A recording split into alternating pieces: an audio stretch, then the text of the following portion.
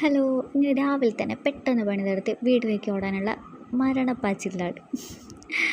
എന്തായാലും നമ്മളെ വീട്ടിലേക്ക് പോകണമെന്ന് നമുക്ക് എന്തെന്നില്ലാത്ത സ്പീഡായിരിക്കില്ലേ. എത്ര പോയാലും മടുക്കാത്തൊരു സ്ഥലം നമ്മളെ വീട് തന്നെ.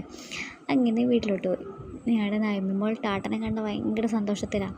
ഇപ്പം കെട്ടിപ്പിടിക്കലും ഉമ്മ കൊടുക്കലും കുറച്ച് കഴിഞ്ഞാൽ അങ്ങോട്ടും ഇങ്ങോട്ടും തല്ലും പിടിയൊക്കെയാണ്. അങ്ങനെ ഞങ്ങളിത് ഇങ്ങോട്ടേക്ക് മാറിയിട്ട് ഒരു മാസമേ ആയിട്ടുള്ളൂ.